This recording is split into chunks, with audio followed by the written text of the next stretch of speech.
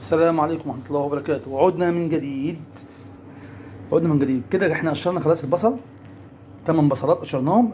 ده كيلو لحمة بياخد 8 بصلات و4 فلفل وربطة بقدونس، ربطة كاملة.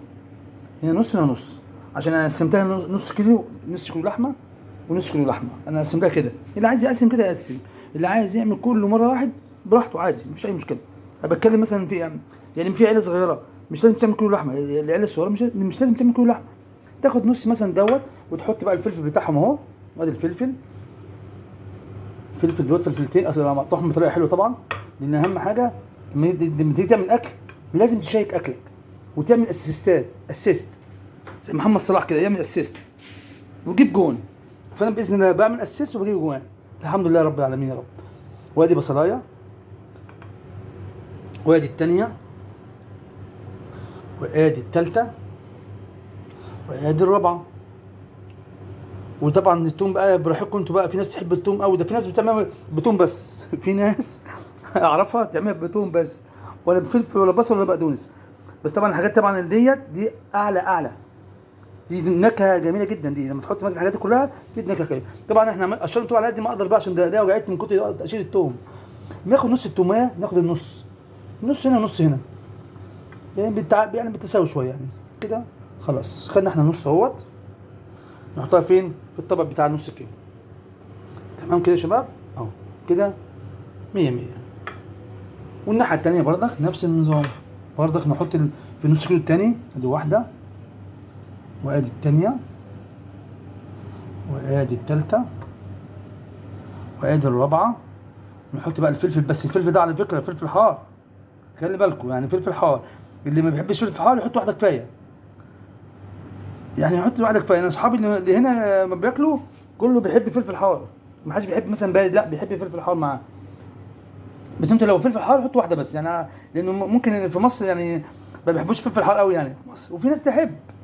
عامه وادي التوم كمان اهو، وادي التوم بتاعهم النص التاني اهوت، وادي التوم اهوت. تمام التمام ماشي.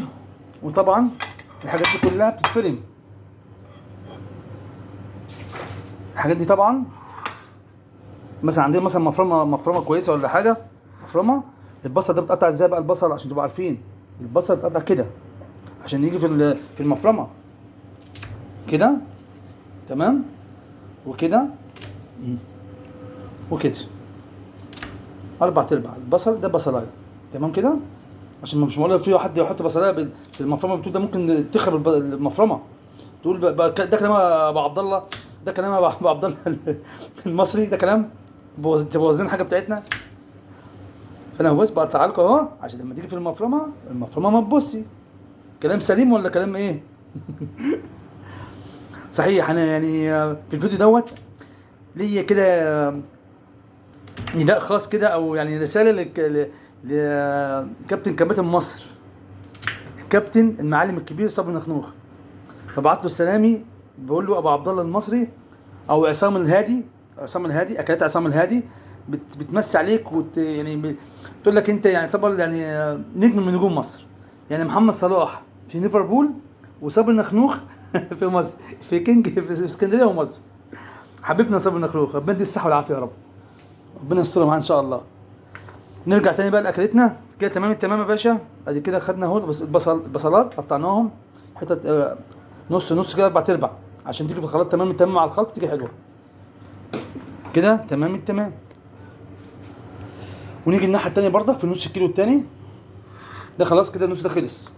نيجي بقى للنص التاني نفس النظام اهو، نعمل كده ونحط، ونعمل كده اهو ونحط. والف هنا الف هنا عليكم باذن الله. طبعا الحاجات دي طبعا كلها هتتفرم مع بعض، ولما بتفرم وتطلع من الفرامه بتحط بقى التوابل بتاعتنا. التوابل اللي هي فلفل اسود، كزبره، شويه كزبره، حبه شطه صغيرين مش كتير بقى عشان تحط فلفل، انتوا حاطين فلفل حار، تحط حبه صغيرين من الشطه بس، حبه صغيرين. وبعد كده شويه ملح، كوكتيل، بهارات مشكل، كمون، شويه كمون تحطها يعني على كل نص كيلو لوحده. عشان انت مثلا ايه، ممكن اعمل نص كيلو دلوقتي، النص ده اعمله النهارده انا وعيالي، اعمله ناكله النهارده، مش لازم اعمل نص التاني، خليه يوم تاني، يبقى توفير شويه يعني، مش لازم اعمل كله مره واحده كده يعني. ان الله مع الصابرين. ماشي كده، نقطع كمان، نكمل دي كمان بالمره، نكملها بالمره عشان يبقى كله ايه في التمام. بيقول لك ايه؟ يا حركاتك يا بركاتك. احنا بقى بنقول اسيستاتك اسيست. احنا بنعمل اسيست 100% باذن الله. وكل باذن الله كل يومين ولا حاجه بنزل فيديو جديد باذن الله، كل يومين تلاقينا بننزل فيديو جديد واكله جديده. وفي حاجه تانية، في حاجات مشروبات عندنا، في مشروب سحري لتخسيس البطن والاردف باذن الله، الجناب يعني، الجناب والبطن خلال شهر او شهرين باذن الله تحس ان جسمك نزل. المشروب ده انا بجهزه اهوت، بجهزه لكم، ده كله حاجات طبيعيه، حاجات طبيعيه باذن الله. انا هعملها باذن الله اهو، حاجات طبيعيه هعملها لكم واشيرها لكم على القناه باذن الله، وجربوها وباذن الله تدعوا لي ان شاء الله دعوه حلوه بامر الله عز وجل، ان شاء الله عز وجل بامر الله. احنا نتمنى كل خير الناس حبايبنا، نتمنى كل خير بامر الله عز وجل. ربنا رب يكرمنا كده. احنا ده اول فيديو نزلته، اللي هو اول فيديو نزلته اللي هو بتاع السجق الضاني، ده اول فيديو ليا، وده تاني فيديو. فربنا يوفقنا ان شاء الله، توفيق من الله عز وجل. بعد ما نفرم ده لوحده ونفرم ده لوحده، بنحط احنا التوابل.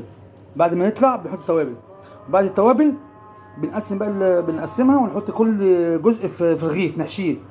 وطبعا الحشو العيش مش العيش بتاعنا بتاع الفرنه، الحشو العيش بتاعنا حشو اسمه حشو، عايزين عيش ملح تبع حواوشي، ان اي فرن تقول له عايز عيش تبع حواوشي. مش هجيب عيش مثلا محمر ومثلا مشد من فوق مشد من تحت، لا غلط. في عيش مخصص للحواوشي، انا كده بنبهك اهو، عيش مخصص للحواوشي.